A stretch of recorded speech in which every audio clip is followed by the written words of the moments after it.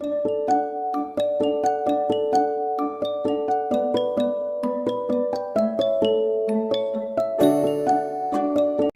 தி Lord. நாள் 255 September 12 வேத பகுதி. எசேக்கியேல் 28 முதல் 30 வரை. அதிகாரம் 28. கர்த்தருடைய வார்த்தை எனக்கு உண்டாகி, அவர், மனுபுத்திரனே, நீ தீருவின் அதிபதியை நோக்கி கர்த்தராகிய ஆண்டவர் உரைக்கிறது என்னவென்றால், உன் இருதயம் மேட்டிமை கொண்டு, நான் தேவன், நான் சமுத்திரத்தின் நடுவே தேவாசனத்தில் வீற்றிருக்கிறேன் என்று நீ சொல்லி உன் இருதயத்தை தேவனின் இருதயத்தை போல் ஆக்கினாலும் நீ மனுஷனே அல்லாமல் தேவன் அல்ல. இதோ, தானியேலை பார்க்கிலும் நீ ஞானவான். இரகசியமானதொன்றும் உனக்கு மறைப்பொருள் அல்ல. நீ உன் ஞானத்தினாலும் உன் புத்தியினாலும் பொருள் சம்பாதித்து பொன்னையும் வெள்ளியையும் உன் பொக்கிஷ சாலைகளில் சேர்த்து கொண்டாய். உன் வியாபாரத்தினாலும் உன் மகா ஞானத்தினாலும் உன் பொருளை பெருக பண்ணினாய். உன் இருதயம் உன் செல்வத்தினால் மேட்டிமையாயிற்று. ஆகையால் கர்த்தராகிய ஆண்டவர் சொல்லுகிறது என்னவென்றால், நீ உன் இருதயத்தை தேவனின் இருதயத்தை போல ஆக்குகிறபடியினால், இதோ, ஜாதிகளில் மகா பலவான்களாகிய மறுதேசத்தாரை உனக்கு விரோதமாய் வரப்பண்ணுவேன். அவர்கள் உன் ஞானத்தின் அழகுக்கு விரோதமாய் தங்கள் பட்டயங்களை உருவி உன் மினுக்கை குலைத்து போடுவார்கள். உன்னை குழியிலே விழத்தள்ளுவார்கள். நீ சமுத்திரங்களின் நடுவே கொலையுண்டு சாகிறவர்களைப் போல் சாவாய். உன்னை கொல்லுகிறவனுக்கு முன்பாக நான் தேவனென்று நீ சொல்வாயோ? உன்னை குத்தி போடுகிறவன் கைக்கு நீ மனுஷனே அல்லாமல் தேவன் அல்லவே. மறு தேசத்தாரின் கையினால் நீ விருத்த சேதனம் இல்லாதவர்கள் சாவது போல் சாவாய். நான் இதை சொன்னேன் என்று கர்த்தராகிய ஆண்டவர் உரைக்கிறார் என்று சொல் என்றார். பின்னும் கர்த்தருடைய வார்த்தை எனக்கு உண்டாகி, அவர், மனுபுத்திரனே, நீ தீரு ராஜாவை குறித்து புலம்பி அவனை நோக்கி, கர்த்தராகிய ஆண்டவர் உரைக்கிறது என்னவென்றால், நீ விசித்திரமாய் செய்யப்பட்ட முத்திரை மோதிரம். நீ ஞானத்தால் நிறைந்தவன், பூரண அழகுள்ளவன். நீ தேவனுடைய தோட்டமாகிய ஏதேனில் இருந்தவன். பத்மராகம், புஷ்பராகம், வைரம், படிக பச்சை, கோமேதகம், எஸ்பி, இந்திரநீலம், மரகதம், மாணிக்கம் முதலான சகலவித ரத்தினங்களும் பொன்னும் உன்னை மூடிக்கொண்டிருக்கிறது. நீ சிருஷ்டிக்கப்பட்ட நாளில் உன் மேள வாத்தியங்களும் உன் நாகசுரங்களும் உன்னிடத்தில் ஆயத்தப்பட்டிருந்தது. நீ காப்பாற்றுகிறதற்காக அபிஷேகம் பண்ணப்பட்ட கேருப். தேவனுடைய பரிசுத்த பர்வதத்தில் உன்னை வைத்தேன். அக்கினிமயமான கற்களின் நடுவே உலாவினாய். நீ சிருஷ்டிக்கப்பட்ட நாள் துவக்கி உன்னில் அநியாயம் கண்டுபிடிக்கப்பட்டது மட்டும் உன் வழிகளில் குறையற்றிருந்தாய். உன் வியாபாரத்தின் மிகுதியினால் உன் கொடுமை அதிகரித்து நீ பாவம் செய்தாய். ஆகையால் நான் உன்னை தேவனுடைய பர்வதத்திலிருந்து ஆகாதவனென்று தள்ளி காப்பாற்றுகிற கேருப்பாய் இருந்த உன்னை அக்கினிமயமான கற்களின் நடுவே இராதபடிக்கு அழித்து போடுவேன். உன் அழகினால் உன் இருதயம் மேட்டிமையாயிற்று. உன் மினுக்கினால் உன் ஞானத்தை கெடுத்தாய். உன்னை தரையிலே தள்ளி போடுவேன். ராஜாக்கள் உன்னை பார்க்கும்படி உன்னை அவர்களுக்கு முன்பாக வேடிக்கையாக்குவேன். உன் அக்கிரமங்களின் ஏராளத்தினாலும் உன் வியாபாரத்தின் அநீதத்தினாலும் உன் பரிசுத்த ஸ்தலங்களை பரிசுத்த குலைச்சலாக்கினாய். ஆகையால் உன்னை பட்சிப்பதாகிய ஒரு அக்கினியை நான் உன் நடுவிலிருந்து புறப்பட பண்ணி உன்னை பார்க்கிற எல்லாருடைய கண்களுக்கு முன்பாகவும் உன்னை பூமியின் மேல் சாம்பலாக்குவேன். ஜனங்களில் உன்னை அறிந்த அனைவரும் உன் நிமித்தம் திகைப்பார்கள். மகா பயங்கரமாவாய். இனி ஒருபோதும் இருக்க மாட்டாய் என்று உரைக்கிறார் என்று சொல் என்றார்.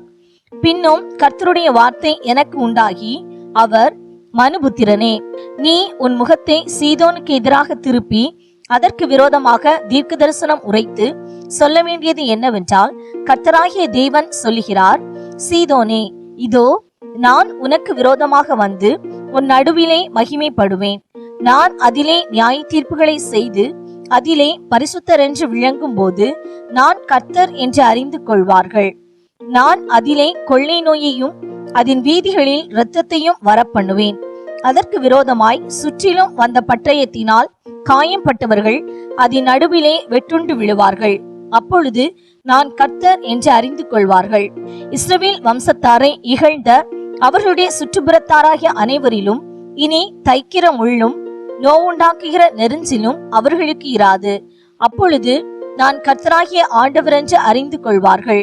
கர்த்தராகிய ஆண்டவர் சொல்கிறது என்னவென்றால், நான் இஸ்ரவேல் வம்சத்தாரை அவர்கள் சிதறடிக்கப்பட்டிருக்கிற ஜனங்களிடத்திலிருந்து சேர்த்து கொண்டு வந்து அவர்களால் ஜாதிகளின் கண்களுக்கு முன்பாக பரிசுத்தரென்று விளங்கும் போது அவர்கள் என் தாசனாகிய யாக்கோபுக்கு நான் கொடுத்த தங்களுடைய தேசத்திலே குடியிருப்பார்கள்.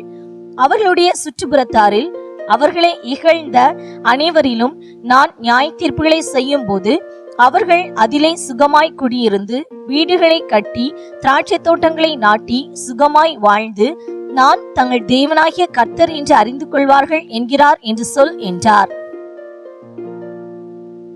அதிகாரம் 29.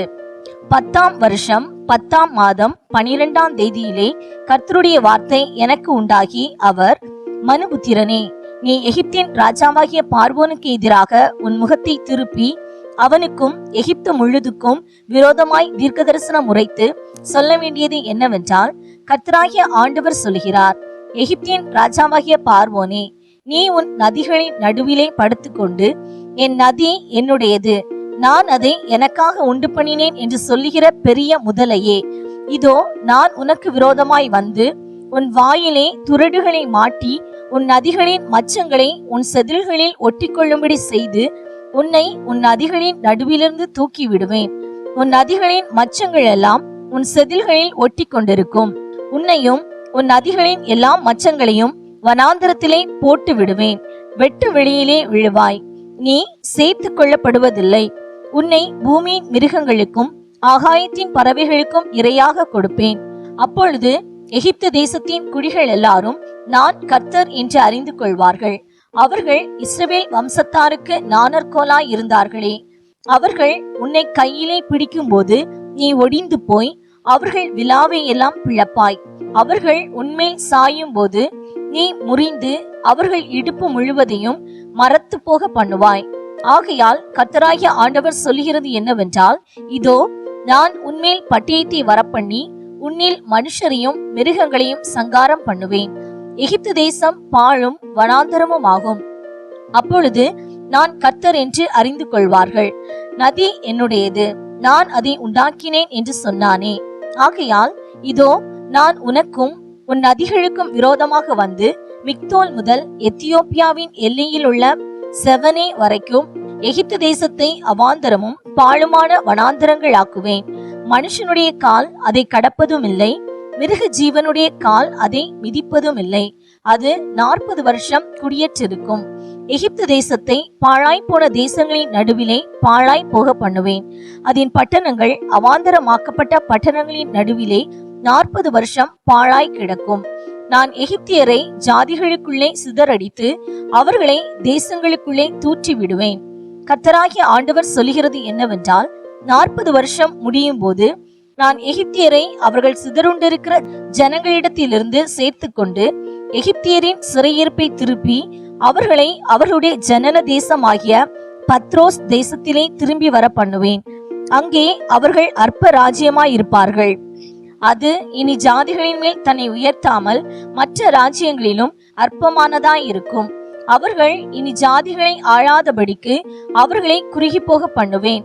அவர்களின் பிறகே போய் அவர்களை நோக்கி கொண்டிருக்கிறதினால் இஸ்ரவேல் வம்சத்தார் எனக்கு தங்கள் அக்கிரமத்தை நினைப்பூட்டாதபடிக்கு இனி அவர்கள் இவர்களுடைய நம்பிக்கையாயிராமற் போவார்கள். அப்பொழுது நான் கர்த்தராகிய ஆண்டவர் என்று அறிந்து கொள்வார்கள் என்கிறார் என்று சொல் என்றார். 27ஆம் வருஷம் 1ஆம் மாதம் 1ஆம் தேதியிலே கர்த்தருடைய வார்த்தை எனக்கு உண்டாகி, அவர், மனுபுத்திரனே, பாபிலோன் ராஜாவாகிய நேபுகாத் நேச்சார் தீருவின் முன்னே தன் சேனையின் இடத்தில் கடும் ஊழியம் வாங்கினான். ஒவ்வொரு தலையும் மொட்டையாயிற்று, ஒவ்வொரு தோள்பட்டியின் தோலும் உரிந்து போயிற்று. ஆனாலும் அவன் தீருவுக்கு விரோதமாக செய்த ஊழியத்தினாலே அவனுக்காவது அவன் சேனைக்காவது கூலி கிடைக்கவில்லை. ஆகையால் கர்த்தராகிய ஆண்டவர் சொல்லுகிறது என்னவென்றால், இதோ நான் பாபிலோன் ராஜாவாகிய நேபுகாத் நேச்சாருக்கு எகிப்து தேசத்தை கொடுக்கிறேன். அவன் அதன் ஏராளமான ஜனத்தை சிறைப்பிடித்து அதன் ஆஸ்தியை சூறையாடி அதன் கொள்ளை பொருளை எடுத்துக்கொள்வான். இது அவனுடைய சேனைக்கு கூலியா இருக்கும். அவன் அதிலே செய்த வேலைக்கு எகிப்து தேசத்தை நான் அவனுக்கு கூலியாக கொடுத்தேன். எனக்காக அதை செய்தார்கள் என்று கர்த்தராகிய ஆண்டவர் சொல்லுகிறார். அந்நாளிலே நான் இஸ்ரவேல் வம்சத்தாரின் கொம்பை முளைக்க பண்ணி அவர்கள் நடுவிலே தாராளமாய் பேசும் வாயை உனக்கு கட்டளையிடுவேன்.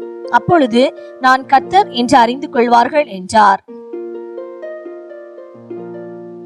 அதிகாரம் 30.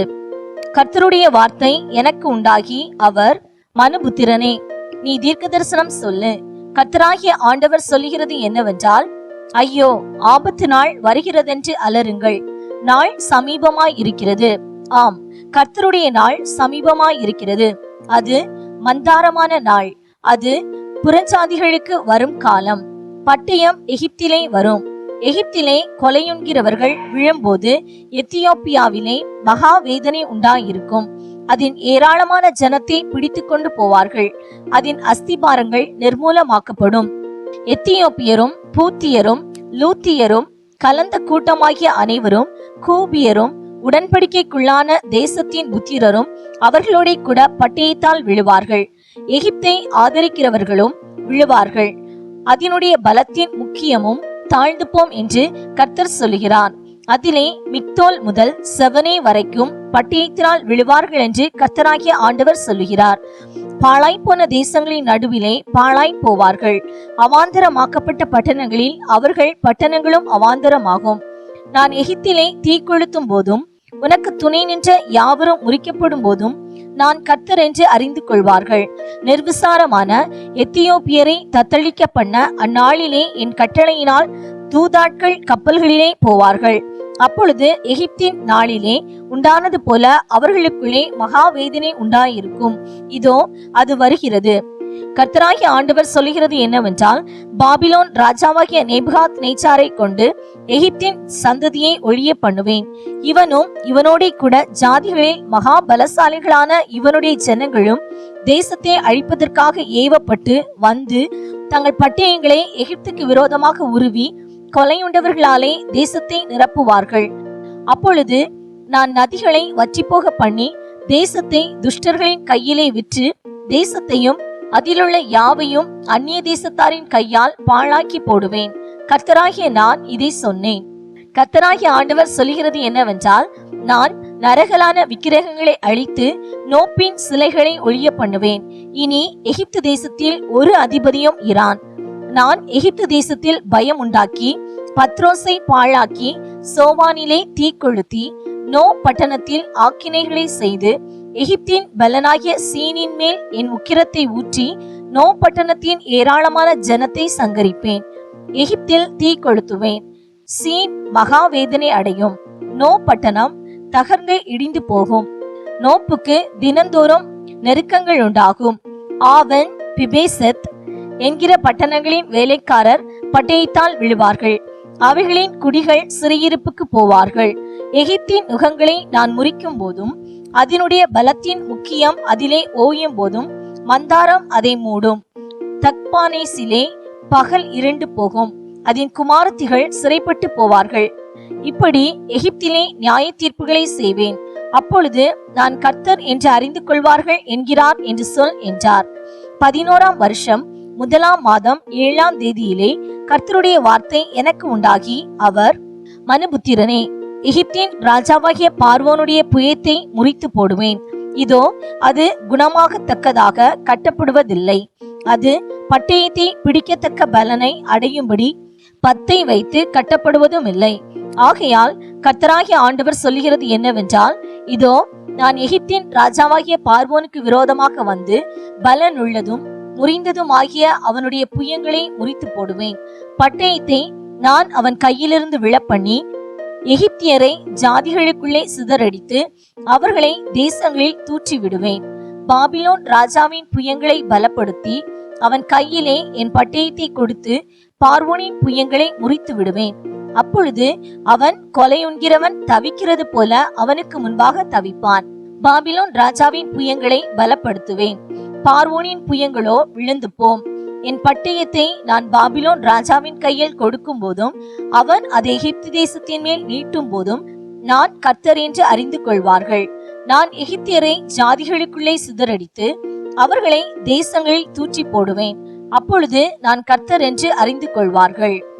இன்றைய நாளுக்கான வேத பகுதி வாசித்து முடிந்தாயிற்று. தேவனுக்கே மகிமை உண்டாவதாக. ஆமென். இன்றைய நாளுக்கான வேத பகுதியிலிருந்து ஒரு கேள்வி. எகிப்தியரின் ஜனன தேசம் எது? இன்றைய நாளுக்கான வாக்குத்தத்தம் ஆதியாகமம் 13:16. உன் சந்ததியை பூமியின் தூளை போல பெருக பண்ணுவேன். இந்த வாக்குத்தத்த வசனத்தின்படி கர்த்தர் நம்மை ஆசீர்வதிப்பாராக. ஆமென்.